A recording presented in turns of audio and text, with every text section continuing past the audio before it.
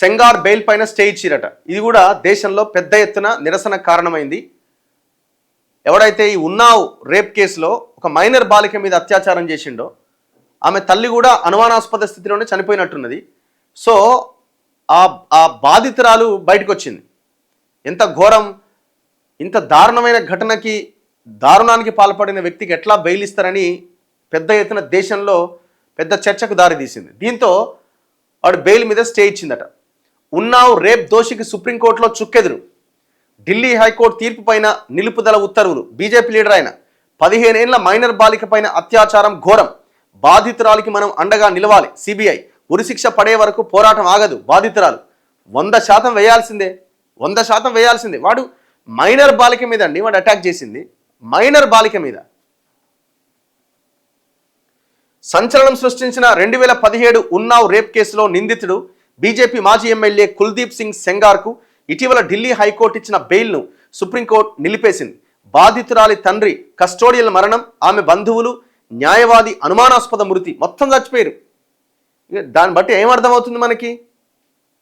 Advocate అనుమానాస్పద మృతే, బాధితురాలి తల్లి కాదు తండ్రి కస్టోడియల్ అంటే కస్టడీలో ఉన్నప్పుడే చనిపోయిండు, ఆమె బంధువులు చనిపోయారు కొంతమంది. ఇంత పెద్ద కేసు బెయిల్ ఎట్లొస్తుంది? బాధితురాలని కూడా చంపే ప్రయత్నం చేసిన సంఘటనల క్రమంలో ఢిల్లీ హైకోర్టు నిందితుడికి బెయిల్ ఇవ్వడంపై దేశవ్యాప్తంగా ఆగ్రహావేశాలు వ్యక్తమైనవి.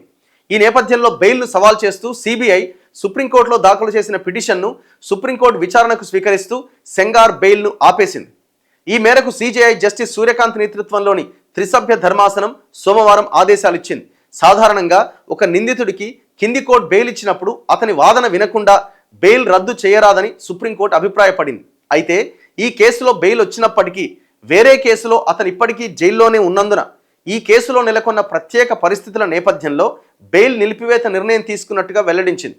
సిబిఐ పిటిషన్పై 4 వారాల్లోగా సమాధానం ఇవ్వాలని సెంగార్ను ఆదేశించింది. విచారణను జనవరి 20వ తేదీకి వాయిదా వేసింది.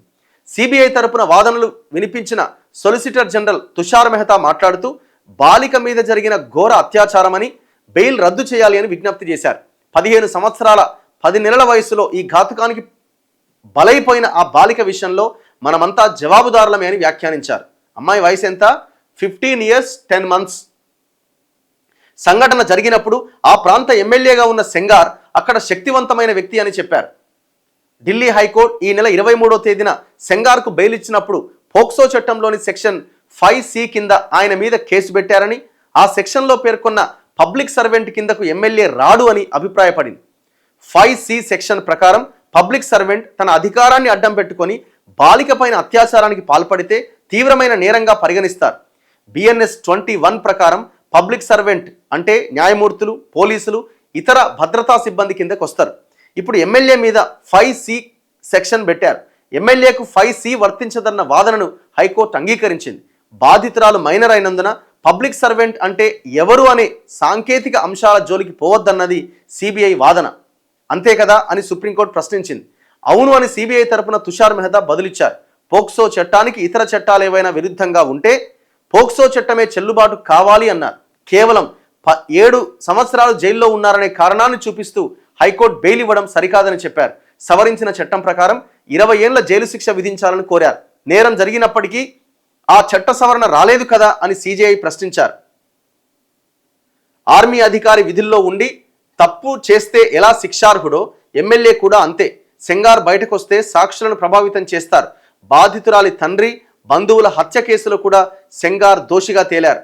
ఒరి అమ్మవాడు అందరిని చంపిపడేసిండు, శిక్ష అనుభవిస్తున్నాడు. బయటకు వస్తే బాధితురాలికి తీరని అన్యాయం జరిగినట్లే. బాధితురాలికి మనం అండగా ఉన్నామని చెప్పడం ఎంతో ముఖ్యమని తుషార్ మెహతా వాదించారు.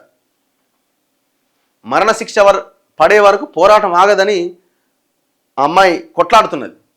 సుప్రీంకోర్టు ఆవరణలో ఉన్నావ్ బాధితురాలు ఇగో ఆమె. అప్పుడు ఆమె వయసు జస్ట్ 15 years అంటే 16 years, 7 ఏళ్ల కింద 2017-19లో జరిగిన ఘటన ఇది. మొత్తానికి వారి మీద కేసుని సుప్రీంకోర్టు వాడికి బెయిల్ ఇవ్వకుండా ఆపేసింది. అసలు ఫాస్ట్ ట్రాక్ కోర్టులు పెట్టాలి, ఇమీడియట్గా శిక్ష చేయాలి ఇట్లాంటి కేసెస్లో. మరి ఇంతకాలం ఎందుకు ఆగుతున్నది శిక్ష పడకుండా? జడ్జిమెంట్ రాకుండా. 2017లో జరిగింది ఇది ఉన్నావ్ ఘటన.